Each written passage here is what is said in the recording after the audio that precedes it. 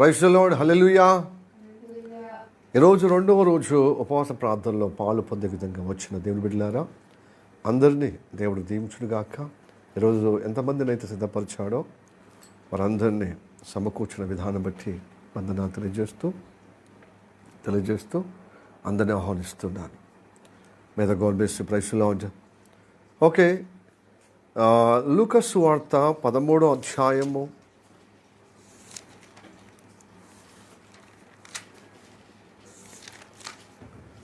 లూకాసు సువార్త 13వ అధ్యాయము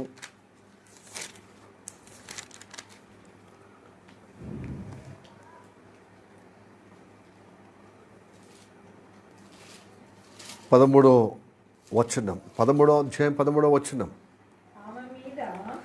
ఆమె మీద చేతులు ఉంచగానే ఆమె చక్కగా నిలవబడి దేవుని మహిమపరచును. ఈ వాక్యం మన వినికిలో దేవుడు దీవించును గాక. ఆమేన్.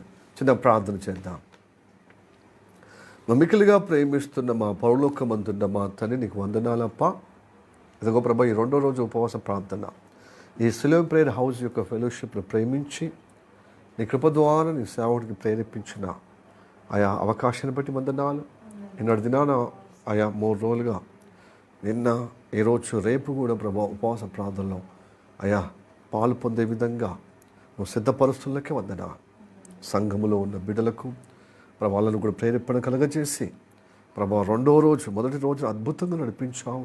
స్తుతి ఆరాధన ద్వారా, వాక్య పరిచయం ద్వారా, సంధ్యాకాలంలో, మధ్యాహ్న కాలంలో ఒంటరిగా ప్రార్థనలు గడపడము, ఫ్యామిలీగా ప్రార్థన గడపడము, అలాంటి అనుగ్రహము పొందిన వారిని బట్టి వందనాలయ్యా. తప్పక వారు అలాంటి అనుగ్రహము అయా నువ్వు ఆశీర్వదించావని, ఆ అనుగ్రహం అనుగ్రహించావని నమ్ముచున్నాను. సంధ్యాకాలంలో అందరూ మళ్ళీ కూడుకున్నప్పుడు తండ్రి గొప్పగా స్తుతి ఆరాధనతో పాటు ప్రార్థన విజ్ఞాపన ద్వారా నేను మహిమపరిచే విధంగా కృప చూపిలకే వందనా తండ్రి. మొదటి దినమున ఒక ప్రభు స్తోత్రం నూతనంగా బలమును, శక్తిని, ప్రభావాన్ని మాకు అనుగ్రహించావు. నిన్న దినానికంటే ఎక్కువగా ప్రభు ఈరోజు ప్రభు నువ్వు సిద్ధపరిచినటువంటి ఆశీర్వాద బలమును, ఆ శక్తిని నీ కృప ద్వారా ప్రభు స్తోత్రం తండ్రి మాకు అనుగ్రహించలేక వందనా. ఇప్పటిదాకా స్తుతి ఆరాధనతో నడిపించాం. నువ్వు చెప్పిన వాక్యము తండ్రి సాక్ష్యంగా ప్రభా స్తోత్రం తండ్రి మళ్ళీ ప్రభు నేను కనపరచుటకు, మహిమపరచుటకు ఇచ్చిన అవకాశాన్ని బట్టి వందనాలు. ఇప్పుడు తండ్రి నీ బిడ్డలకు ప్రభు స్తోత్రం తండ్రి అబ్రహాం సంతానం అనేది ఎటుదో ప్రభు నిన్న దినాన్ని చెప్పినది మళ్ళీ ఒక్కసారి రివైజ్గా ఇదిగో ప్రభు స్తోత్రం తను నెమర వేసుకునే విధంగా కృప చూపించినందుకు వందనా. అందరికీ అవగాహన కలిగే విధంగా వాళ్ళని గొప్పగా నువ్వు బలపరచమని నమ్ముచున్నాం. ఈరోజు మరింతగా ప్రభువా నీ వాక్యంలో మేము స్థిరపరచబడే విధంగా నీ సేవకుని ప్రభు స్తోత్రము తండ్రి నీ రక్తం ద్వారా పరిశుద్ధపరిచి ఇదిగో ప్రభు నీ పరిశుద్ధాత్మ యొక్క అభిషేకం ద్వారా నింపి నాతో, మా అందరితో మాట్లాడము ప్రభు స్తోత్రం. నీ ప్రణాళిక తెలిసిన కొద్దీ మేము బలపరచబడుటకు, స్థిరపరచబడుటకు ప్రభు చక్కగా అయా నేను సేవించుటకు, నీ మార్గంలో నడిచే అనుగ్రహంలో అయా సాక్షాత్తంగా అయ్యా చక్కగా మేము ప్రబలుటకు సహాయం చేస్తామని నమ్ముచున్నాం. దాన్ని నీ కృపణయాధుడుగాక. అందరము విధేయతతో, వినయముతో అయా ఎదుగో ప్రభా స్తోత్రము తండ్రి నీ కృప ద్వారా మేము ప్రభా నీ మహిమార్థంగా మేము దీవించబడే విధంగా మమ్మల్ని గొప్పగా కదిలింపజేస్తామని, అది సంధిస్తామని, మనం గొప్పగా ప్రభా స్తోత్రము తండ్రి మనం నీ వాక్యం ద్వారా మా హృదయాలను తాకుతామని నమ్ముచున్నా. ప్రార్థన వినేందుకు వందనా. మా జీవితంలో చక్కపరిచే విధంగా మాట్లాడతామని నమ్మచ్చు. యేసయ్య నామములో ప్రార్థించి అడుగుచున్నాము పరమ తండ్రి. ఆమేన్, ఆమేన్. May the God bless you. Praise the Lord. దేవునికి స్తోత్రము. మరొకసారి దేవునికి మహిమ కలుగును గాక. దేవునికి వందనాలు. కూడి వచ్చిన వారందరికీ ఈ రెండో దినమున ఉపవాస ప్రార్థనకు ఆహ్వానిస్తూ అందరికీ శుభములు తెలియజేస్తున్నా. ప్రైజ్ ది లార్డ్, హల్లెలూయా. ఓకే, ప్రియ దేవుని బిడ్డలారా, మూలవాక్యము చదివినది మీరు ఒకసారి విన్నారని, గ్రహించారని నమ్ముచున్నాను. లూకాసు వార్త 13వ అధ్యాయము 13వ వచనం ఏమనున్నది? ఆమె మీద చేతులు ఉంచగానే ఆమె చక్కగా నిలవబడి దేవుని మహిమపరచెను. ప్రైజ్ ది లార్డ్, హల్లెలూయా. ఈ విషయము మూలవాక్యం చదివినప్పుడు మీకు కొంచెము అవగాహన కలిగిందని నమ్ముచున్నా. ఒకవేళ కలగకుండా దేవుని మాటలు పరిశుద్ధాత్మ ద్వారా చెప్పబడుతున్నప్పుడు మనం గ్రహించే విధంగా విందాం. యేసు ప్రభు శరీరధారిగా ఉన్నప్పుడు ఆయన సమాజం మందులో వెళ్ళి బోధించేవాడు. దినాన్ని నేర్చుకున్నాం కదా. యోహాను సువార్త 8వ అధ్యాయము. మరి దేవుడు తరచుగా, యేసు ప్రభు తరచుగా ఒలివ కొండకు వెళ్ళి ఏకాంత ప్రార్థన చేసేవాడు. సాయంత్రం నుంచి తెల్లవారు వరకు తండ్రితో మొరపెట్టేవాడు. తర్వాత వేకువనే లేచినప్పుడు ఆయన సరాసరి ఎక్కడికి వచ్చేవాడు? దేవాలయానికి వచ్చి మరి దేవాలయానికి వచ్చిన వారికి బోధించేవాడు. ఆ బోధకు లోబడేవారు, వినిపించుకునేవారు, వినేవారు అందరూ కూర్చుని ఆయన బోధలు వినేవాడు. ఆయన వారి మధ్యలో కూర్చొని బోధించేవాడు. అలాగా దేవాలయంలో కూర్చుని బోధించేవాడు, దేవాలయంలో బోధించేవాడు. ఇప్పుడు సమాజ మందిరములో బోధించేవాడు. దేవాలయం దగ్గర లేకపోతే ఇంకా దూర ప్రాంతాలు ఉన్నప్పుడు ఆయన సమాజ మందిరంలో సమాజ మందిరములో ఆయన సమాజము కూడుకునే మందిరములో మరి బోధించేవాడు. దేవుని బోధ వినటానికే మనం ఎలాగ వచ్చామో అలాగా ఆ కాలంలో యూదులు వచ్చేవారు, మరి యెరూషలేము నివాసులు వచ్చేవారు, సియోను నివాసులు వచ్చేవారు. ప్రియదేవుని బిడ్డలారా, అయితే సమాజ మందిరంలో బోధిస్తున్న క్రమములో ఒక ఆవిడ వచ్చింది, పెద్ద ఆవిడ, ఒక స్త్రీ వచ్చింది. ఎప్పటిస్తుందో దేవుని మాటలు వింటూ నడుస్తున్నది. అయితే ఎందుకు ఆ రోజున కూడా యేసు ప్రభు ఆయన వాక్య స్వరూపుడు, ఆయన దైవ కుమారుడు, పరలోకం దిగి వచ్చిన యేసునాథుడు, ఆయన మెస్సయ్య, ఆయనే క్రీస్తు అని విశ్వాసంతో వచ్చింది. అలాగే విశ్వాసము వచ్చింది కాబట్టి ఆ బోధిస్తూ ఆమె మీద దృష్టి సారించి ఆమె దగ్గరికి పోయాడు. ప్రియదేవులారా, దేవుడు మనల్ని ఎలా దర్శిస్తాడు చెప్పండి?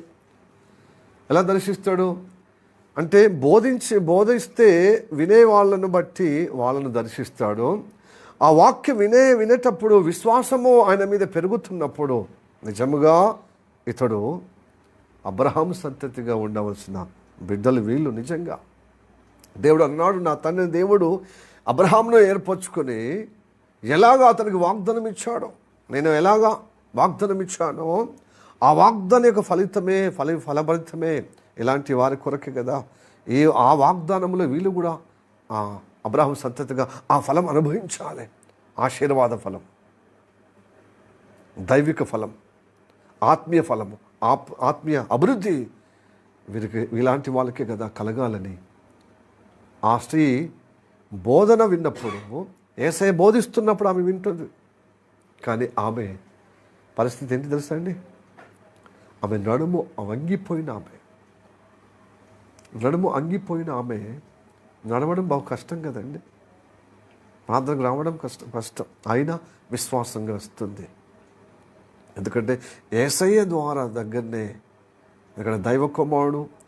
మేము మోష ధర్మశాస్త్రాన్ని పాటించవలసిన వారమే, కానీ మోష ధర్మశాస్త్రం సారాంశం కలిగిన దైవ కుమారుడు, సాక్షాత్తు వాక్యమైన దేవుడు శరీరధారిగా అవతరించాడు అని నమ్మి ఆయన బోధ దగ్గరికి వచ్చింది. ఆ బోధ వింటున్నప్పుడు విశ్వాసముతో ఆమె హృదయం తెరవబడుతుంది.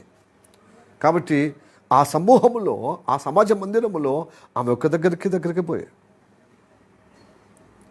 ఆ దినము విశ్రాంతి దినము దేవాలయంలో బోధిస్తాడు. విశ్రాంతి దినమున ఎదుగో మరి సినగోగులో అంటే సమాజ మందిరములో బోధిస్తాడు. సో ఆ విశ్రాంతి దినమును విశ్రామించటానికి నెమ్మది అనేక దినములు పోయింది. విశ్రాంతి దొరకలే ఆమెకు. విశ్రాంతి దినములోనే పోయింది. విశ్రాంతి దినం అంటే సబ్బాత్ దినం. 6 రోజులు పనిచేసి 7వ దినం అనగా శనివారం రోజున కూడుకునే సమాజ మందిరం కూడుకునే పద్ధతి ఇజ్రాయేలుకు ఉండేది. మోషే ధర్మశాస్త్ర ప్రకారంగా దేవుడు ఇచ్చిన విధి అన్నమాట ఇజ్రాయేల్ ప్రజలకు. కనుక సబ్బాత్ దినముకు వస్తున్నాడు. 7వ దినము విశ్రాంతి దినమున మామూలే, మతపరంగానే ఉంది తప్ప ఆమెకేమీ జరుగుతలేదు ఆశీర్వాదం. కానీ ఆమె అబ్రహాం సంతతి సుమా.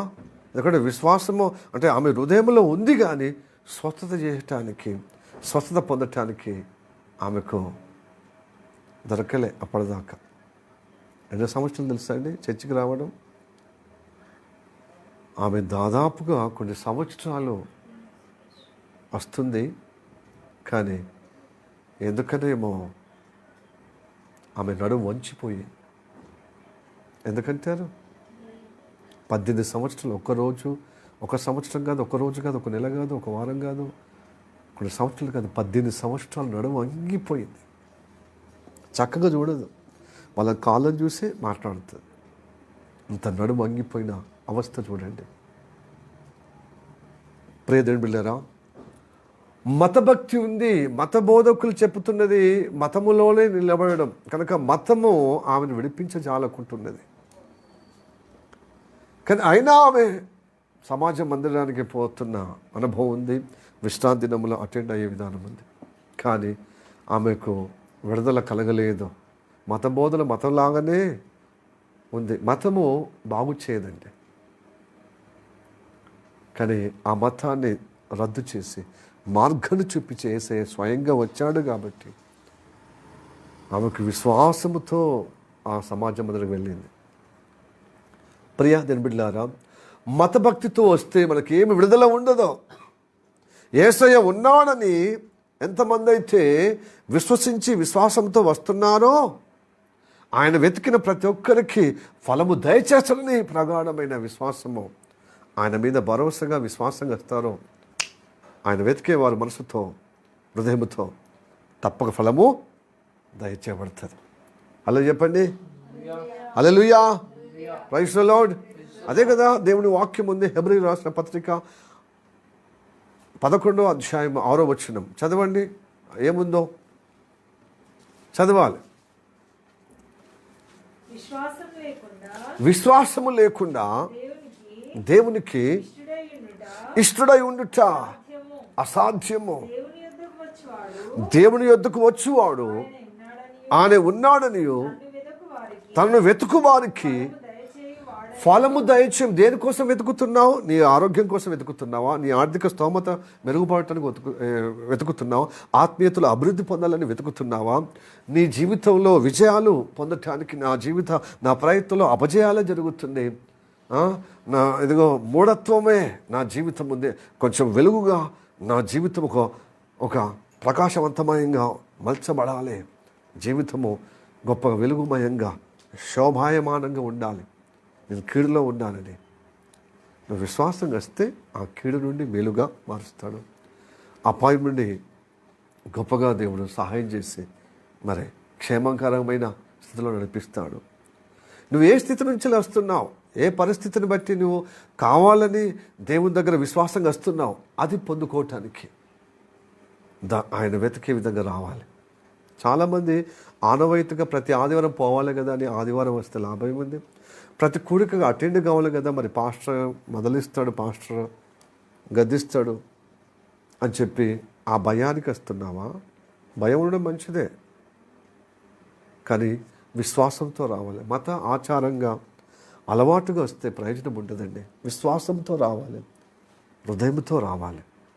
నీ పరిస్థితి మారుస్తుంది దేవుడు.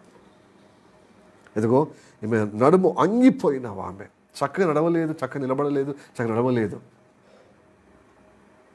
అలాంటి పరిస్థితుల్లో ఉన్న ఈమె దేవుని మాటలు విన్న కొద్దీ ఆమె హృదయం తెరవబడి విశ్వాసము ద్వారా ఆమెకు చక్కగా నిలబడటానికి వెతుకుతుంది దేవుణ్ణి, యేసయ్యను హృదయముతో. ఆ మాటలను తాకుతుంది హృదయముతో. ఆమె దేవుడి మాటలు ఆమె హృదయానికి తాకబడుతుంది కాబట్టి విశ్వాసంగా స్థిరపరచబడుతుంది.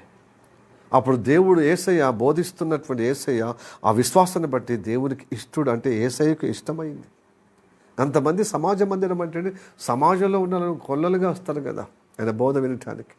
అంతమందిలో సమూహములో ఈమె దగ్గరికే, ఎందుకంటే ఆమెకు ఇష్టమయ్యాడు. ఎందుకు? విశ్వాసాన్ని బట్టి. విశ్వాసం లేకుండా దేవునికి ఇష్టడు ఉండుట అసాధ్యం.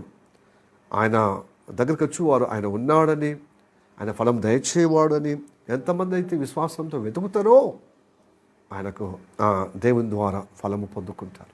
ఫలము దయచేయబడుతుంది. అదే ఫలము ఇదిగో ఈ స్త్రీ పొందుకున్నది. హల్లెలూయా, ప్రైజ్ ది లార్డ్.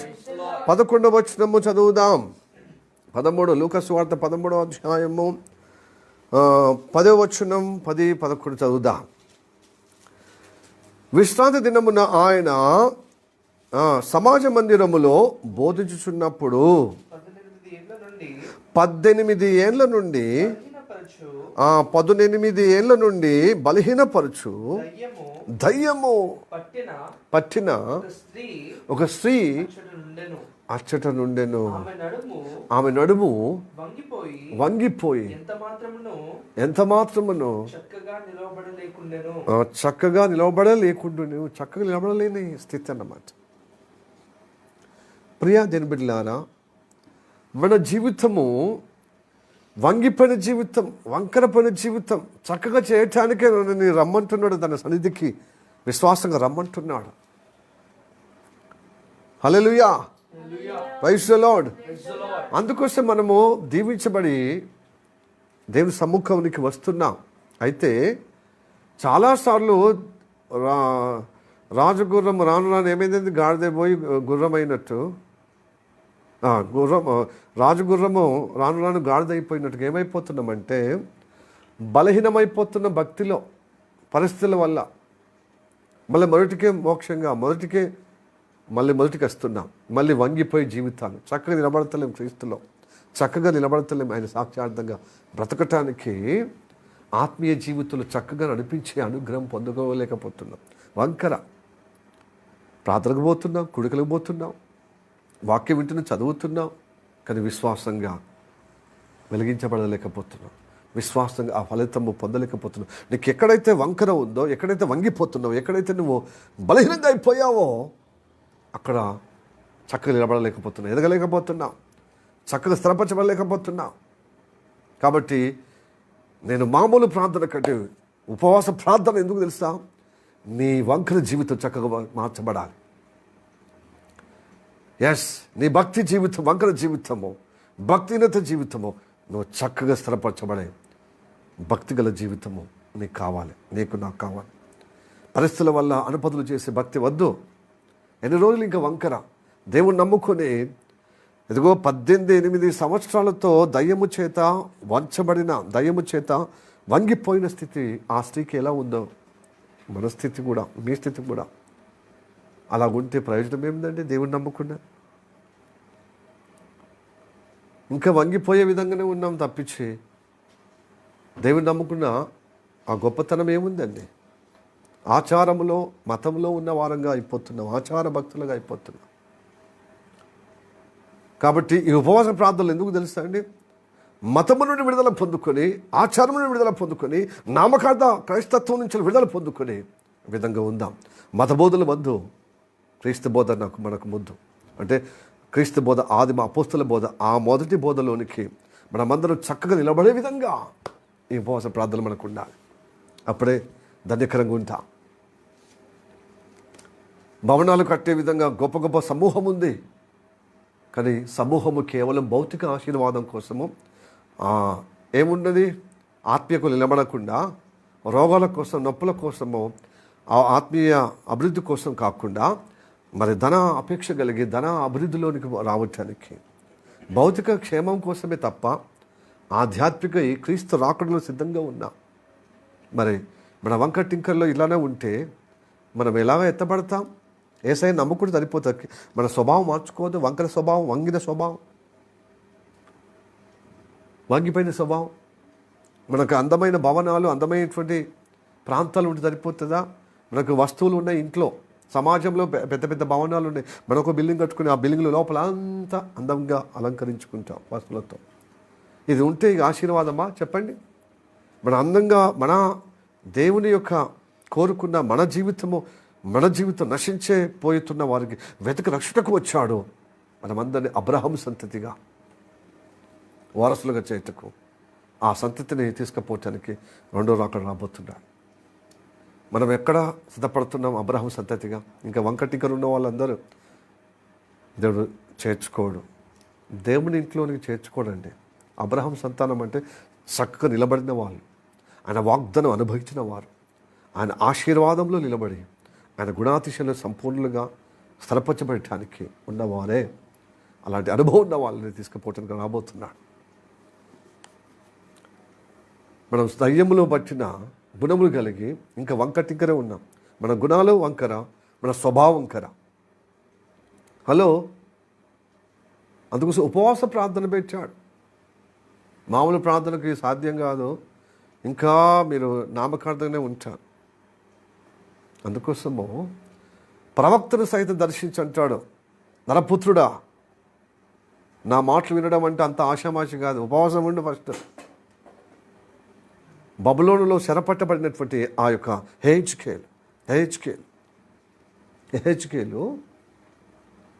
ఆయన ఆ చెరపట్టబడిన సమూహంలో ఉండి దేవుని కొరకు అపేక్ష ఉంటే ఆయన సన్నిధిలో ఉపవాసం ఉండి కనిపెడుతున్నాడు. ఉన్నప్పుడు నేను ఉపవాసం ఉన్నాను కదా అని మామూలుగా, నేను భక్తుండే కదా, మామూలు భక్తి పర్వాలేదు కదా, దేవుడు నాతో ఎట్లా అయినా మాట్లాడతాను అనుకుంటున్నాడు. కానీ ఏమన్నాడు తెలుసా? అతను దర్శించి, నరపుత్రుడా, ఫస్ట్ నువ్వు చక్కగా నిలబడాయా, అప్పుడు నేను మాట్లాడతాను నీతో అన్నట్టు. చక్కగా నిలబడలేని వాళ్ళతో దేవుడు మాట్లాడాడండి. నిన్ను ఎందుకు మాట్లాడుతున్నాడు ఇప్పుడు మరి అంటే చక్కగా చేయటానికి. ఈ స్త్రీతో ఎందుకు మాట్లాడుతున్నాడు? నువ్వు చక్కగా నిలబడితేనే నువ్వు అబ్రహాము సంతతిలో ఉన్న ధన్యకరమైన జీవిగా నేను ఆశ్రయించి పరిపూర్ణత నీకు అనుగ్రహిస్తాను. నిన్ను చక్కగా నిలబెట్టడానికి మాట్లాడుతున్నాడు. చక్కగా నిలబడకపోతే నీతో మాట్లాడు. హల్లెలూయా, ప్రైజ్ ది లార్డ్. ఆయన మాట వినిపించుకునే వారికి చక్కగా నిలబడని చెప్పినప్పుడు చక్కగా నిలబడాలి. అప్పుడు మాట్లాడుతూనే ఉంటాడు. నీ జీవితాలు వంకటింకలు తీసేసి సంపూర్ణంగా అన్ని ఏరియాలో నేను చక్కగా నిలబెట్టడానికే ఆయన నిన్ను దర్శిస్తున్నాడు. అందుకోసం ప్రతిరోజు వాక్యం వింటున్నావు, గృహకూడికలో, ఉదయకాలంలో, ఆదివారంలో నువ్వు చక్కగా నిలబడటానికి ప్రయత్నం కృషి చేస్తున్నావు నీ జీవితంలో. ఏముంది అందరికంతే, చెప్పేది ఒక తీరు, చేసేది ఒక తీరు అని నువ్వు మతములో నాలుకే తిరేసినట్టుగా, మత బోధకులు తిరేసినట్టు మతంలో ఉంటే నువ్వేమి పొందుకో, విసుగు తప్ప, వైరాగ్యం తప్ప ఏమి పొందుకోవండి. దేవుని అనుగ్రహం పొందుకో, దేవుని వ్యక్తిత్వం పొందుకోలేవు. హల్లెలూయా, ప్రైజ్ ది లార్డ్. దేవుడు రాకడలో ఉన్న సూచనలు నీకు తెలియజేయడు.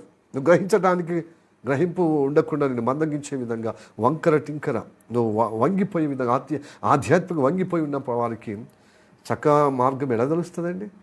దేవుని మార్గం తెలుస్తుందా? దేవుని మార్గం తెలుస్తుందా? తెలియదు. దేవుని మార్గము చక్కనివి, వంకర టింకర కావు. యెహోవా మార్గములో చక్కనివి. హోషేయ గ్రంథము 14వ అధ్యాయము 9వ వచనం చూడండి. యెహోవా మార్గంలో ఎలాంటివి చెప్పండి. యెహోషువ 14వ అధ్యాయం. హోషేయ దానియేలు గ్రంథం తర్వాత హోషేయ ఉన్నాడు చూడు. హోషేయ 14వ అధ్యాయము 9 2వ వచనం. ఓకే, మొత్తం చదవండి. 9వ వచనం. జ్ఞానులు ఈ సంగతులను వివేచింతురు, బుద్ధిమంతులు వారు గ్రహింతురు. ఏలయనగా యెహోవా మార్గములు చక్కనివని జ్ఞానవంతులు, బుద్ధిమంతులు గ్రహిస్తారు. జ్ఞానం లేనివారు, వాక్య జ్ఞానం లేనివారు బుద్ధివంతులుగా, అంటే దేవుని మాటకు లోబడే బుద్ధివంతులు లేనివారు వీరు గ్రహించరు. ఓకే, మీరు జ్ఞానవంతులుగా గ్రహించండి, బుద్ధివంతులుగా పాటించండి. ఎందుకంటే యెహోవా మార్గములు చక్కనివి. వంకటింకర వంగిపోయిన వాళ్ళు, దయ్యం చేత పిడిపబడిన వాళ్ళు కాదండి. దయ్యం ఎందుకు చేసినాడు? ఆ చక్కని మార్గంలో నడవకుండా ఆమె నడుమును వంచేశాడు దుష్టుడు సాతాను. అందుకోసమే దయ్యము చేత ఆమె నడుము బలహీనమైపోయి వంకరమైపోయింది. సాతాను శోధన ద్వారా, సాతాను ప్రేరేపణ ద్వారా మన ఆత్మీయ జీవితం వంకర చేసుకుంటున్నామండి, వంగిపోతుంది. యెహోవా మార్గంలో, దేవుని మార్గంలో చక్కనివని తెలిసి కూడా బుద్ధి లేకుండా, జ్ఞానం లేకుండా ప్రవర్తిస్తున్నా. అందుకోసమే ఈ చక్కని మార్గంలో వివరించుటకు జ్ఞానవంతుడు, తెలియవంతుడు ఎవడు అని చెప్పి యోబు అంటున్నాడు. చూడండి, యోబు గ్రంథము 26వ అధ్యాయము 3వ వచనం.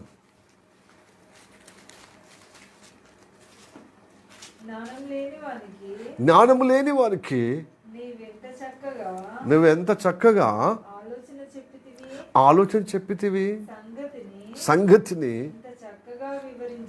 ఇంత చక్కగా వివరించితివి. యోబు అంటున్నాడు,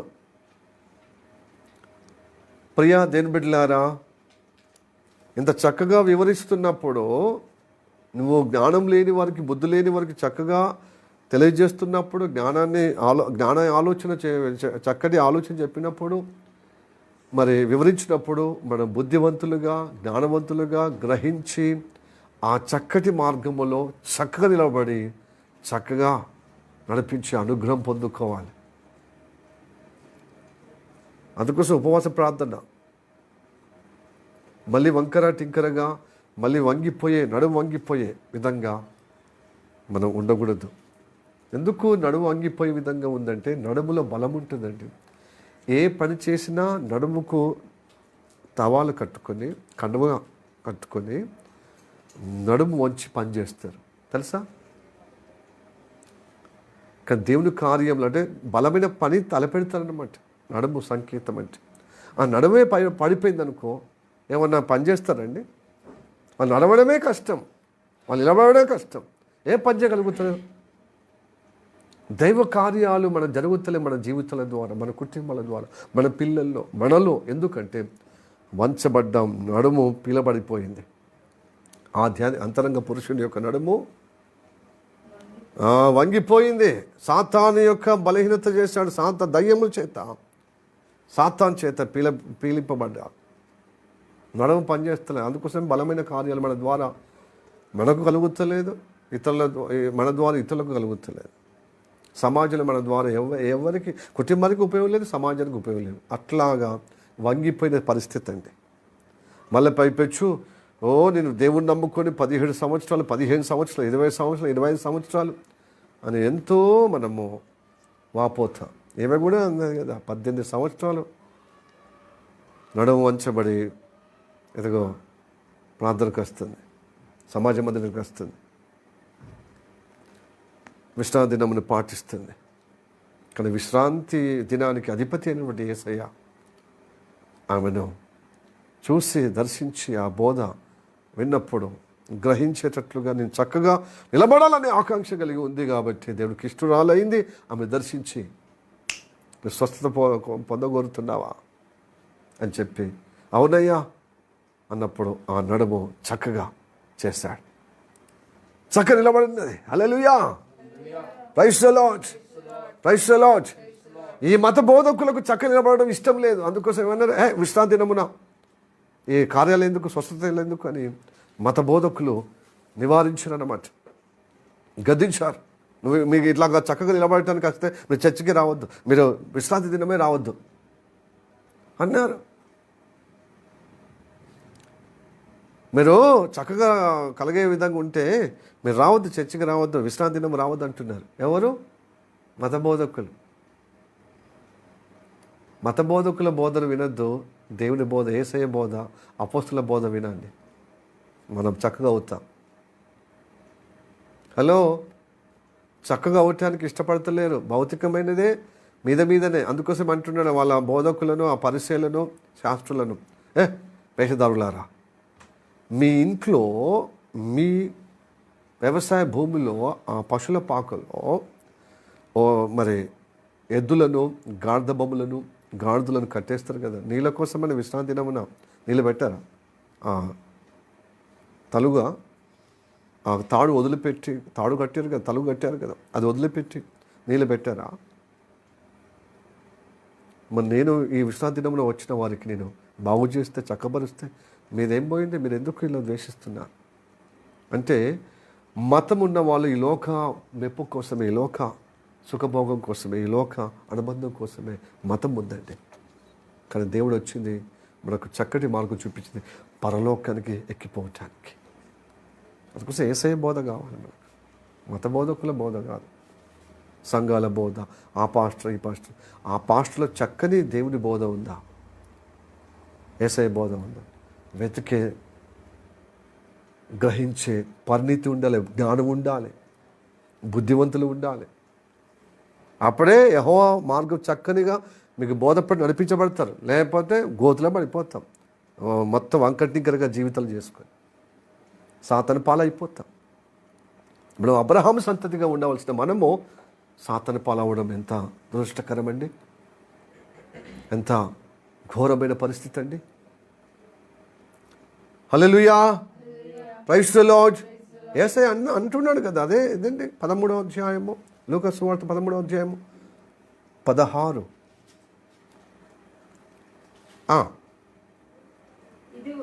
ఇదిగో 18 ఏండ్ల నుండి సాతాను బంధించిన అబ్రహాము కుమార్తె అయిన ఈమెను విశ్రాంతి దినమందు ఈ కట్ల నుండి విడిపింపదగదా అని అతనితో, ఎవరైతే నివారిస్తున్నారో, విశ్రాంతి దినం మీరు రద్దు చేశారు, విశ్రాంతి దినాన్ని మీరు పాటిస్తలేరని ఏ మతాధికారి చెప్పాడు, అతన్ని గద్దిస్తూ ఈ మాట చెప్పాడు. ఆమె అబ్రహాము సంతానమయ్యా, అబ్రహాము కుమార్తె, ఆమె విడుదల పొందొద్దా? నిజంగా మీ పట్ల దేవుని యొక్క ఉన్నతగా ఏర్పాటుగా మనం నిజంగా అబ్రహాము సంతానమైతే, అబ్రహాము కుమారులు కుమార్తెలమైతే, మనం పీడింపబడుతున్నటువంటి నడువు అంచిపోయే విధంగా, ఆత్మీయ వంకరగా, ఆత్మీయ జీవితం అంతరంగ పురుషుడు వంగిపోయే విధంగా, మన ఆత్మీయ స్థితిని వంకరగా చేసుకుని నడుము వంగిపోయే విధంగా ఉంటే సాతాను యొక్క ఆ కట్ట నుండి విడుదల పొందుకోవాలి ఈ ఉపవాస ప్రాంతం ద్వారా. సాతాను కనబడతలేడు, కానీ కార్యాలు కనబడతలేవా? ఏమన్నా ఉందా? ఏముంది? గర్వకారణము, నీళ్ళలో చేతి పెట్టి సప్పిడిగా, అంటే సారం లేనటువంటి జీవితం ఉన్నది ఆత్మీయ జీవితం. ఏమన్నా ఆశాజనకంగా మీ జీవితంలో ఉందా? ఎంకరేజ్ ఉందా అండి?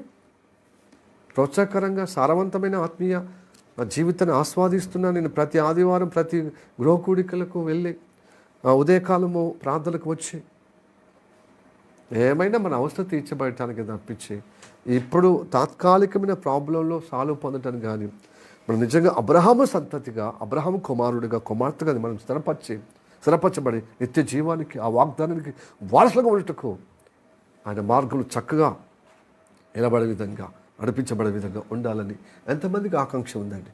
ఆ ఆకాంక్ష ఉంటే సరిపోదు, కార్యరూపం దాల్చుటకు ఉపవాస ప్రార్థన చేయాల్సిందే.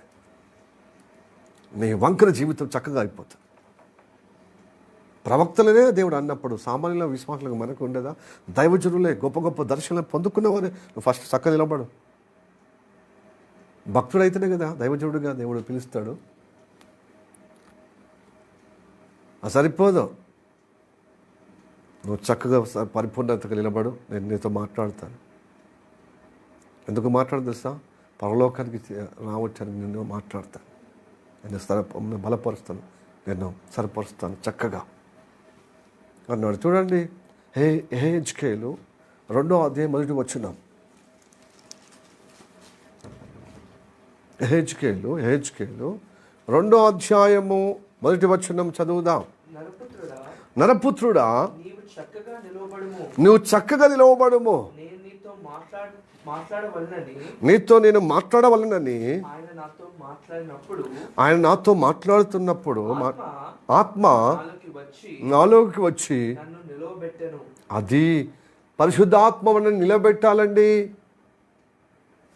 నువ్వు నీ భక్తితో నిలబడలేకపోతావు. ఎందుకంటే సాతానికి అనుమతి ఇవ్వదు. పరిశుద్ధాత్మ నీలో వచ్చినప్పుడు నీ విశ్వాసాన్ని బట్టి పరిశుద్ధాత్మ దేవుడు నిన్ను చక్కగా నిలబెడతాడు. అయితే నువ్వు దేవుని మాటను విని విశ్వసించి నువ్వు ఆశపడాలి, ప్రార్థనగా ఉండాలి నీ జీవితం. అప్పుడు పరిశుద్ధాత్మ నీ మీదకి వచ్చి, నీలోనికి వచ్చి వంకరగా ఉన్న నీ జీవితము, నీ ఆత్మీయ జీవితము, వంగిపోయిన నీ ఆత్మీయ జీవితము, అంతరంగ పురుషుడు నీలోనికి వచ్చి నేను చక్కగా నిలబెడతాడు. హల్లెలూయా.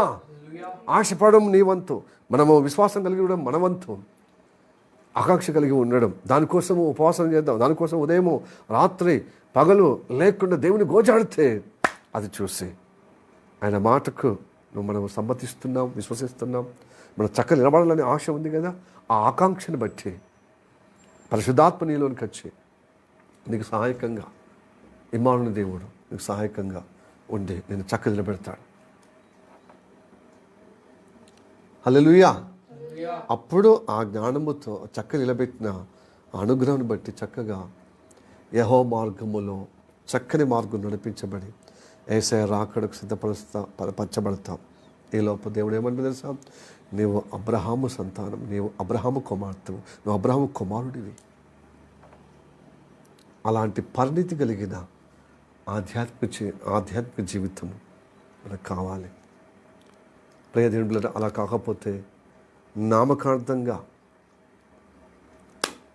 అయిపోతాం. నిజంగా నామకార్థంగా అయిపోతాం. మతపరంగా ఉపవాసాల దీక్షలు ఉన్నాయి తెలుసా, శ్రమలని ఉపవాస ప్రార్థన చేస్తున్నారు చాలామంది. దాంట్లో నిజంగా అబ్రహాము సంతతిగా, అబ్రహాము కుమారులుగా ఎంతమంది దేవుని స్వరం విని వారి యొక్క ఆచారం నుండి, భౌతిక స్థితి నుంచి వెళ్ళి ఆధ్యాత్మికంగా చక్కగా నిలబడే అనుగ్రహము, విశ్వాసంగా ఆయన మాట విని ఉన్నారో, పరిశుద్ధాత్మే తానే, ఆ పరిశుద్ధాత్ముడే వచ్చి వాళ్ళు చక్కగా నిలబెడతాడు. ఆశపడి ప్రాణాన్ని ఆయన తప్పక జవాబిస్తాడు. విశ్వాసంగా మీకుంటే నేను చక్కగా నిలబడాలి ఆత్మీయంగా. వంకటింకర వద్దు నా జీవితం. మనం చాలా వంకటింకర అయిపోతున్నాం తెలుసా, అవకాశవాదులుగా ఉంటాం. అందుకు స్థిరంగా లేము, స్థిరంగా నిలబడతలేము, ఆ చక్కటి మార్గములో నడిపించబడతలేము. ఈ జ్ఞానము పొందనట్టుగా ఉన్న జీవితంలో ఉంటున్నాం. హల్లెలూయా. Praise the lord.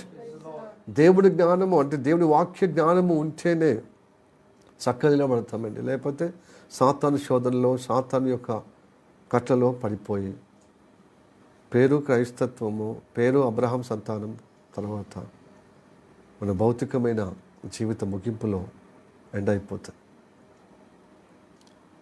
ఆత్మీయతలో ఎదగాలని ఒక ఆకాంక్ష లేకపోతే.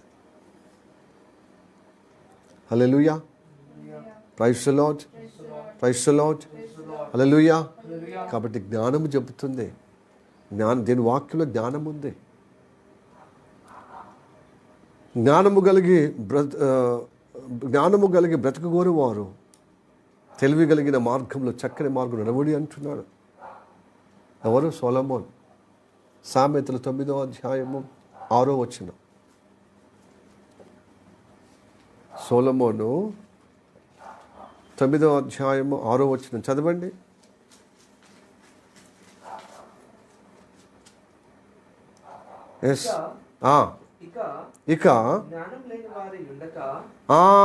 ఇకను ఇంత వాక్యము విన్నా కూడా ఇంకనూ జ్ఞానం లేని వారుగా ఉండక బ్రతుకుడి, తెలివి కలుగచేయు మార్గములో చక్కగా నడువుడి. హల్లెలూయా.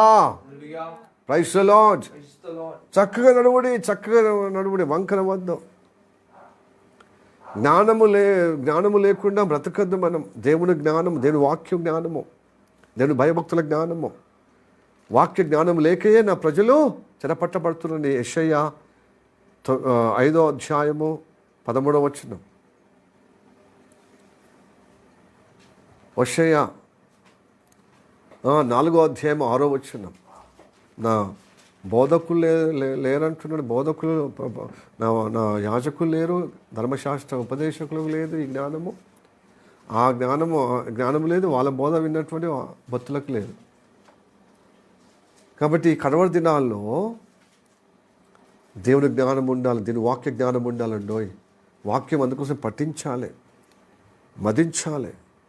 ఏంటంటే పఠించి దాన్ని ఆకలింపు చేసుకొని అనుభవంగా నడిపించబడాలి. అప్పుడే చక్కగా నిలబడతాం. ఊరికనే వింటాం మళ్ళీ అయిపోతుంది. ఈ ఉపవాస ప్రార్థన నామకార్థంగా ఉంటే ప్రయోజనం లేదండి. అంటే అట్లా భౌతికమైన ఆశీర్వాదాలు దేవుడు అనుగ్రహిస్తాడు. దేవుడు జాలి కలిగిన దేవుడు కదా, కరుణామయుడు కదా. కానీ ఇవన్నీ అందమైన భవనాలు, జీవితాలు చక్కగా భౌతికంగా మనం చక్కగా అమర్చుకున్నప్పుడు ఇదిగో ఆ బాంబుల దాడికి అందమైన ఇరాన్ ఎలా అయిపోయింది? పరక అయిపోతుంది మతంలో ఉంటే. అంతే దినాలు సంభవించే చాలా అనర్థాలు మన మీద పడే అవకాశాలు ఉన్నాయి. ఇప్పుడు ఉక్రెయిన్ చూడండి, 4 సంవత్సరాల నుంచి అది ఘోరంగా అయిపోయింది. దానికట రష్యా వాళ్ళు పెట్టిన మిషన్ ఏంటి తెలుసా? హోలీ మిషన్ అంటే ఆపరేషన్, యుద్ధ ఆపరేషన్, దాని పేరుగా పెట్టిన వాళ్ళు హోలీ. నేను అనుకుంటున్నాను అది ఉక్రెయిన్ చాలా యుద్ధం జరుగుతుంది కదా, నిజంగా అందమైన ప్రాంతం మొత్తం అందహీనంగా అయిపోయింది. అది షూటింగ్లో స్పాట్స్ అన్నమాట. మన తెలుగు సినిమాలకు అలాగే హిందీ సినిమాలకు పెట్టింది పేరు ఏంటిది? యుక్రెయిన్. అందమైన దేశం అది, చాలా షూటింగ్ జరిగినాయి. ఇప్పుడు మొత్తము యుద్ధంలో మరుభూమిగా మారిపోయింది, ఎడారిగా మారిపోతుంది. నేను అనుకుంటాను ఈ హింసను బట్టి గొప్ప క్రైస్తవులుగా అక్కడ ఉజ్జీవమైన క్రైస్తవులుగా ఎప్పటిదాకా మతము ద్వారా వంగిపోయిన మతాచారకంగా నామకార్థంగా వంగిపోయిన జీవితాలు పరిశుద్ధాత్మ చేత చక్కగా నిలబడే విధంగా దేవుని జ్ఞానం పొందుకుంటున్నారు. దేవుని మార్గం పొందుకుంటున్నారు హింస జరుగుతున్నప్పుడు. మరి అప్పటిదాకా మనం అవుదామా అట్లా? లేదు. అలా అజాగ్రత్త ఉన్న వాళ్ళు అనేకులు నశించిపోయారండి ఆ ప్రాంతాల్లో. దేవుడు నమ్ముకొని పోయిన వాళ్ళు తప్పక వాళ్ళు అబ్రహాం సంతానం కనుక పరలోక రాజ్యం పోతారు, ప్రదేశ్కి పోతారు. ఇరాన్లో కూడా అందుకోసం ఉద్యమం జరుగుతుంది. ఇరాన్లో చాలా క్రీస్తు ప్రేమను అందరూ ఇప్పుడు ఈ కష్టకాలంలో, ఈ కరువు కాలంలో, ఈ యుద్ధం జరగకముందు కరువు వచ్చింది తెలుసా ఇరాన్కు? అది మనకు తెలియదు. వర్షాలు లేవు అక్కడ, భయంకరమైన క్షామం వచ్చింది. అలాంటి సమయంలో క్రీస్తు ప్రేమ, క్రీస్తు మాటల చేత చాలా నమ్ముకొని ఉజ్జీవపడుతూ అబ్రహాము సంతానంగా, అబ్రహాము యొక్క పిల్లలుగా, వాగ్దాన పిల్లలుగా చేరిపోతున్నారు. మతపరంగా ఉన్నటువంటి అబ్రహాం సంతానం, శరీర ప్రకారం ఉన్నటువంటి అబ్రహాం సంతానం ఇప్పుడు సృష్టికర్త అయిన దేవుడి వాగ్దానముగా ఉన్నటువంటి అబ్రహాము కుమార్తెగా చేరిపోతున్నారు. రేపు మన ప్రాంతానికి వస్తుంది. ఇప్పటికే గ్యాస్ అని, డీజిల్ అని, క్రూడ్ ఆయిల్ ద్వారా మనకు అటాక్ అవుతుందండి. కేంద్ర ప్రభుత్వం మనకు చెప్తుంది, బొగ్గులు రెడీ పెట్టుకోండి, కర్రలు రెడీ పెట్టుకోండి. మనకు అక్కడి నుంచి వచ్చేటువంటి అన్ని ధ్వంసం చేయబడుతున్నాయి. ఎక్కడ మనకున్న కష్టాలు మళ్ళీ రాబోతున్నాయి, తిరగబడుతున్నాయి. ఇంకా వంచబడమే. అయితే ఆత్మీయంగా మనం నిలబడితే, ఆత్మీయంగా చక్కబడితే, మనము దేవుని వాక్యం ద్వారా, వాక్య జ్ఞానము ద్వారా చక్కబరచబడితే, పరిశుద్ధాత్మ చేత చక్కబరిచి మనల్ని ముందుకు నడిపిస్తూ చక్కగా అద్భుతంగా ఆశ్చర్యకరంగా సంరక్షించబడతాం, కాపాడబడతాం. మన ద్వారా మన కుటుంబం, సమాజం గొప్పగా దీవించబడుతుంది. ఇలాంటి అనుగ్రహం కావాలి. అందుకోసమే ఉపవాస ప్రార్థనలో మనం వచ్చి ఉన్నాం. హల్లెలూయా, ప్రైజ్ ది లార్డ్. అందుకోసం ఉపవాస ప్రార్థన చేస్తున్నాడు. ఎవరు? దానియేలు కాలంలో ఉపవాస ప్రార్థన. మా ప్రజలు, మా యూదు జనాంగం మతముతో నిన్ను ఆయుసపరిచారయ్యా. తోటి రాజ్యాల యొక్క, మతాల యొక్క విగ్రహ ఆరాధనకు చొరబడి నిజదేవుడు అనే యెహోవా దేవుని, జీవం గల ఆత్మస్వరూపుడు, జీవాధిపతి అయిన ఆ ఆత్మదేవుణ్ణి, సృష్టికర్తను మర్చిపోయారు. అందుకని చెరపట్టబడ్డామయ్యా.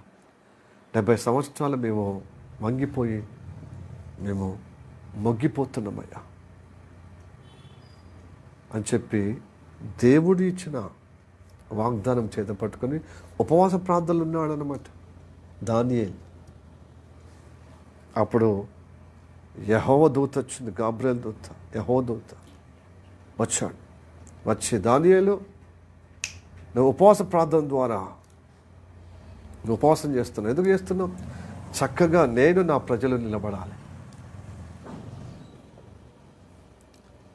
మేము హింసతో ఇదిగో పరాయి దేశము, ఇదిగో సాతాను శోధన ద్వారా బబులోను సాధ్యం వచ్చి మనను నడుము వంచి మా మీద దాసులుగా మమ్మల్ని దాసులుగా మలుచుకొని వారు మనల్ని అజమాయిషి మనం పరిపాలిస్తున్నాయ్యా. చాలా గోసపడుతున్నాం.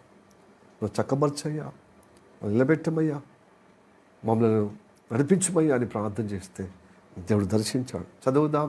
దానియేలు 10వ అధ్యాయము 11వ వచనం.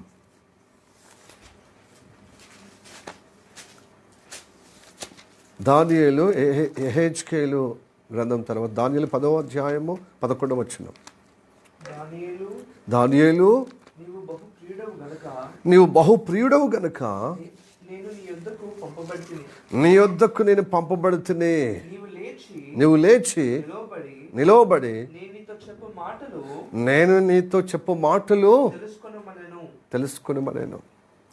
దేవుని బిడ్డలారా, మీరు దేవునికి భక్తి చేస్తే ప్రియులుగా ఎంచబడాలి. విశ్వాసంగా వచ్చిన వారిని ప్రియులుగా, ఇష్టలైన వారే కదా ప్రియులుగా అంటారు. దానియేలు దేవునికి ఇష్టం. దానియేలు అంటే దేవునికి ఇష్టం. అందుకని దర్శించాడు, రాయభారిగా పంపించాడు. దానియేలు నువ్వు బహుప్రియుడు, నీ ఉపవాస ప్రార్థనకు జవాబు వచ్చింది. నువ్వు చక్కగా నిలబడయ్యా, నువ్వు నిలబడు, నీతో నేను మాట్లాడతాను. అక్కడేమో యెహెజ్కేలు నరపుత్రుడా నువ్వు చక్కగా నిలబడు, నీతో నేను మాట్లాడతాను అని నేను ఎప్పుడైతే అవును ప్రభువా, చిత్త ప్రభువా అన్నప్పుడు పరిశుద్ధాత్మ దేవుడు వచ్చి అతనిలో చొరబడి అతను చక్కగా వంగిపోయిన అతను చక్కగా నిలబెట్టి అటెన్షన్గా నిలబడి అప్పుడు దేవుడు మాట్లాడి చక్కగా నిలబడే వారితోనే ఈ అంత్య దినాల్లో అబ్రహాము కుమార్తెగా మాట్లాడి నేను సిద్ధపరుస్తాడు. ఆయన రాకడ కొని పోబడటానికి పరిణితి చెందే విధంగా పరిపూర్ణంగా చేయటకు నడిపిస్తాడు.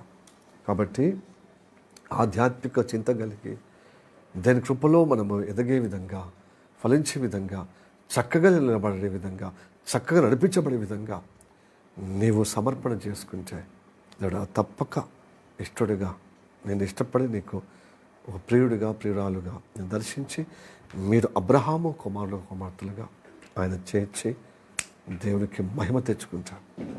హల్లెలూయా. Praise the Lord. Praise the Lord. Praise the Lord. చివరిగా ఒక వాక్యం చదువుకొని ముగించుకుందాము. కీర్తన 64 9వ వచనం. కీర్తన చదవండి. మనుషులందరూ భయము కలిగి దేవుని కార్యములు తెలియజేయుదురు. ఆయన కార్యములు చక్కగా యోచించుకొందురు. హల్లెలూయా. Praise the Lord. ఏమంటున్నాడు? మనుషులందరూ భయము కలిగి దేవుని కార్యములను తెలియజేయుదురు. ఆయన కార్యములు చక్కగా యోచించుకొందురు. దేవునికి భయపడే వారికి ఇది బోధిస్తాడు. భయపడే వారికి ఇచ్చిన ఈ జ్ఞానము ద్వారా నువ్వు లేచి నిలబడాలి. ఆయన కార్యాలు యోచించే విధంగా నలుగురికి ఆ కార్యాలు చూపిస్తూ యోచించి నీవు నిలబడితే దేవుడు తప్పక నిన్ను కటాక్షించి నడిపిస్తాడు. సో ఇలాగ అనేక వాక్యాలు ఉన్నాయి దేని బిడ్డలారా. కనుక జ్ఞానము కలిగి దీనికి భయముతో నేను కార్యాలు యోచించి మరి చక్కగా నిలబడి ఇతరులకు ఆ కార్యాలు మరి తెలియచేయము, ఆ ఆలోచన తెలియచేయము. తప్పక దేవుడు నేను అబ్రహాము సంతతిగా స్థిరపరచుకుంటాడు. నామకార్థంగా, శరీరబంధంగా, ఇదిగో మతం చెప్పినట్టుగా అబ్రహాం సంతతిగా చేయడు. దానివల్ల ఏమి ప్రయోజనం లేదు. యుద్ధాల వల్ల ఆగమయ్యేది తప్ప. అటు ఇజ్రాయెల్ కావచ్చు, ఇటు ఇరాన్ కావచ్చు, ఇటు క్రైస్తవులు కావచ్చు, అమెరికా కావచ్చు, ఎవరైతే దేని వాక్యం ద్వారా నిలబడతారో, చక్కగా మన జీవితంలో బ్రతుకుని మార్చుకుంటారో అది దేవుని కటాక్షం. లేకపోతే కష్టమండి. ఏదో దేవుని వాడుకుంటూ ఏటీఎం లాగా ఎనీ టైం మనీ ఏటీఎం లాగా వాడుకుంటారు దేవుణ్ణి. ఆరోగ్యము ఆయన నుండి వస్తుంది కాబట్టి ఆయన వాడుకుంటున్నారు. తర్వాత ధనము ఆయన నుండి వస్తుంది కానీ కానీ ఆయన చెప్పినట్టు చేస్తలే మనం. ఆయన ఉద్దేశం దేనికోసమైతే ఆయన సెలవులో బలియాగం అయ్యాడో ఆ ఉద్దేశం మన వంకరైన మన బ్రతుకులను దయ్యము చేత పీడింపబడే విధంగా వంకరైపోయిన మన బ్రతుకులు మన నడుమును వంచేశాడు వాడు. మనము దేవుని మార్గంలో నడవకుండా, దేని మాటల్లో నిలబడే విధంగా ఉండకుండా నాశనం చేయటకు అపవాది మనని వంచి నరకంలో తీసుకుపోవటానికి, ఫలహీనతలో పడేయటానికి, మరణంలో మృత్యులో పడేయటానికి. కాబట్టి మనము చక్కగా నిలబడదాం, చక్కగా స్థిరపరచబడే విధంగా నడిపించబడదాం. హల్లెలూయా, ప్రైజ్ ది లార్డ్. మత ఆచార ప్రకారంగా మనం భక్తి చేద్దాం. ఆదివారము అలవాటుగా రావద్దు, అంటే అలవాటుగా మనము వెళ్తే ప్రయోజనం ఏముంది. అలాగనే గృహ కూడికలకు, ఉదయకాల ప్రార్థనలకు, వీటన్నిటినీ ఆచారకంగా పోతున్న ఈ పరిస్థితిని మనం చక్కగా నిలబడుతూ చక్కగా నడిపించబడాలని, ఎదగాలని, పరిశుద్ధాత్మ సహాయం కావాలని మనం ఉపవాస ప్రార్థనకు వచ్చాం. మన వంకరను మనము నడుము వంచిపోయే పరిస్థితిని అంతా చక్కబరుచుకుందాం. హల్లెలూయా, ప్రైజ్ ది లార్డ్. మనం నడుము బలపరచబడాలి. నడుమంటే సత్యంలో స్థిరపరచబడాలి. సత్యం అనే తట్టి నడుముకు బిగించుకోమని సెలవిచ్చి ఉన్నాడు కదా. ఎఫెసీ రాసిన పత్రికలో ఉంది కదా 6వ అధ్యాయం. సత్యం అనే జ్ఞానం కావాలి. హల్లెలూయా, praise the Lord, praise the Lord. హల్లెలూయా, హల్లెలూయా, ప్రైజ్ ది లార్డ్. కాబట్టి ఈ వాక్యాలు వింటున్న దేవుని బిడ్డలారా, మనము స్థిరపరచబడదాం. దేవుని కృపలో, దేవుని వాక్యంగా చక్కగా మన బ్రతుకును చక్క చేసుకునే విధంగా, ఆ చక్కటి మార్గంలో స్థిరపరచబడి నడిపించబడే విధంగా దేవుడు అడిగితే దేవుడు సహాయం చేస్తాడు. నువ్వు అడిగితే దేవుడు సహాయం చేస్తాడు. విశ్వాసంగా అడుగుదాం, చక్కగా స్థిరపరచబడదాం, చక్కగా నడిపించబడతాం ఆయన మార్గంలో. యెహోవా మార్గంలో వంకటికలు ఉండవు, వంగిపోయినట్టుగా ఉండదు. చక్కటి మార్గంలో, ఆ చక్కటి మార్గంలో నడిచే వారందరూ చక్కగా నిలబడుతూ చక్కగా నడిపించబడేవారే. వారే అబ్రహాం సంతానం, అబ్రహాం కుమారులు. కాబట్టి మనము నడుము వంచే విధంగా వస్తున్నాం చర్చికి, ప్రార్థనకు, దేవుని మందిరానికి, దేవుని సన్నిధికి. ఆయన బోధ వింటున్నాం. ఆ బోధ విన్న కొద్ది చక్కగా మార్చబడాలి. పరిశుద్ధాత్మ చేత చక్కపరచబడి మనం విడుదల పొందుకునే విధంగా అపవాది కట్ల నుండి, ఆ యొక్క మతము నుండి, కట్ల నుండి విడుదల పొందుకుందాం. చక్కగా నిలబడదాం. మనం వచ్చినప్పుడల్లా చక్కపరచబడాలి, స్థిరపరచబడాలి, ఆ చక్కటి మార్గం నడిపించబడాలి. అలాంటి జ్ఞానము, అలాంటి తెలివి మనం కలిగి ఉందాం. కనుక ఈ జ్ఞానము లేకపోతే బ్రతకలేమంటే, జ్ఞానం కలిగి బ్రతకండి, తెలివి కలిగిన మార్గంలో చక్కగా నడవడండి అని ఎదుగో సామెతలు 9:6 చెప్పినట్టుగా మనం ఫలించబడతాం గాక, చక్కగా స్థిరపరచబడతాం గాక, నడిపించబడతాం గాక. అలాంటి జ్ఞానము చేత మన వంగిపోయిన జీవితాలు, ఆగిపోయిన జీవితాలు, అదే నామకార్థంగా ఉన్న జీవితాలు విడుదల పొందుకుందో గాక. ఆమేన్. ప్రార్థన చేద్దాం. మిక్కిలిగా ప్రేమిస్తున్న మా పరలోకమందున్న మా తండ్రి, నీకు వందనాలు, స్తోత్రము రాజా. ఎదుగో ప్రభు, స్తోత్రము తండ్రి. దినాల నుంచి ఉపవాస ప్రాంతంలో గడిపే అనుగ్రహం, అదృష్టం మాకు కలగజేసలేక వందనాలు తండ్రి. మేము భౌతిక ఆశీర్వాదాలతోనే కాలం గడుపుతున్నామయ్యా. మేము ఎన్ని సంవత్సరాల నుంచి దేవుని నమ్ముకున్నామని అని చెబుతూనే వంగిపోయిన విధంగా మా జీవితాలు ఉంది. అంతరంగ పురుషుడు, అంతరంగ ఆత్మీయ జీవితం వంగిపోయినట్టుగానే, అది నడుము పడిపోయినట్టుగానే ఉందయ్యా. ఎందుకంటే నీ కార్యాలు మేము జీవించలేకపోతున్నాం. నీ కార్యాలు ముందుకు సాగిపోయలేనటువంటి పరిస్థితి అయ్యా. కేవలం నామకార్థంగా ఆదివారం వస్తున్నాము, ఉదయకాలము, సాయంత్రము, మాకు తోచినట్టుగా భక్తి. కానీ తండ్రి, నీ స్వరం వినాలంటే తండ్రి నువ్వు చెప్పినట్టుగా మేము జీవించాలి.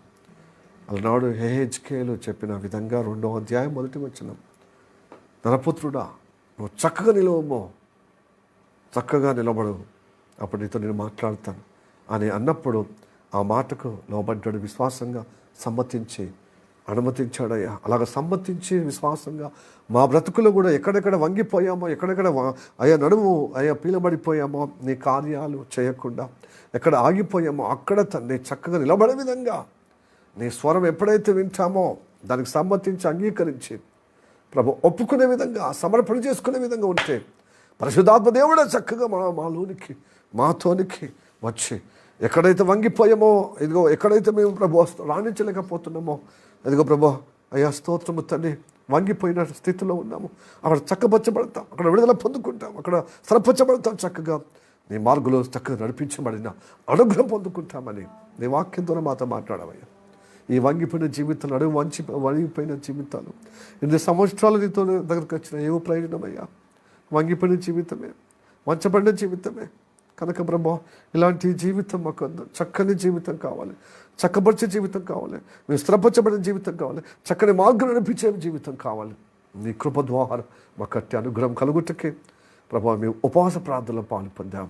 7 దినాలు ఉపవాస ప్రార్థన చేసిన వారికి అట్టి అనుగ్రహం కలగచేటుకు ఇదిగో ఈరోజు ఉపవాస ప్రార్థనలో ఉన్న వారికి నీ కృపలో స్థిరపరచబడి చక్కటి మార్గములో నీ జ్ఞానముతో ఇదిగో నీ తెలివి ప్రభా ఆ చక్కటి మార్గంలో మనం నడిపించుటకు మనం సంధించామని, మనల్ని బలపూర్చామని, మనం దర్శించామని, అదిగో ప్రభు ఆ స్త్రీని ఎలా దర్శించామో మనల్ని దర్శించినందుకు వందనం. అలాగే ఇదిగో ప్రభు నరపుత్రుడైనటువంటి అదిగో ప్రధాన యాజకుని ఎలా దర్శించామో ఆ ప్రవక్తను మమ్మల్ని దర్శించుటకు కృప చూపిస్తున్నందుకు వందనం. అలానే దానియేలు, నా ప్రియుడైన అతి ప్రియుడైన దానియేలు అని ఎలాగ దర్శించామో అలాగ దర్శించి మమ్మల్ని లేవనెత్తి చక్కబరచు నిలబెట్టమయ్యా. నీ కృపలో చక్కగా నిలబెట్టి నీ మార్గంలో చక్కగా నడిపించబడే అనుగ్రహం దయచి మాలో వంకరలు, మాలో వంగిపోయిన పరిస్థితి అంతా యేసు ధ్వంసం చేయబడుగాక. మా శరీరం ప్రాణమాత్మీక అప్పచెబుతూ మా ఆత్మీయ జీవితంలో ప్రభా నీ కృపలో ఆత్మీయ క్షేమాభివృద్ధిలో చక్కగా నిలబెట్టమని, చక్కగా స్థిరపరచమని, చక్కగా నడిపిస్తామని నమ్ముచున్నాం. ప్రార్థన ఉండేందుకు వందనా. నీ కృప ద్వారా అద్భుతం చేస్తామని యేసయ్య నామములో ప్రార్థించి అడిగి వేడుకుంటున్నాము. పరిశుద్ధాత్మ నామములో, క్రీస్తు యొక్క నామములో అడిగి వేడుకుంటున్నాము పరమ తండ్రి. ఆమేన్, ఆమేన్. Praise the Lord. హల్లెలూయా. అందరికీ వందనాలు. May the God bless you. Praise the lord.